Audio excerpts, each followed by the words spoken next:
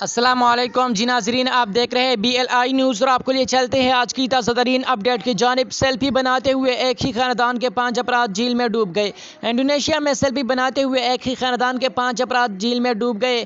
غیر ملکی خبر رساں ادارے کے رپورٹ کے مطابق انڈونیشیا کے جزیرے سماٹرا میں ایک ہی خاندان کے 14 افراد سیر کے لیے جھیل پر پہنچے تھے۔ خاندان کے سبھی افراد نے جھیل کے کنارے تختے پر کھڑے ہو کر سیلفی لینے کی کوشش کی، تاہم وزن زیادہ ہونے کی وجہ سے تختہ الٹ گیا اور وہ پانی میں جا گرے۔ رپورٹ کے مطابق اس حادثے میں تمام افراد جان کی بازی ہار گئے ہیں۔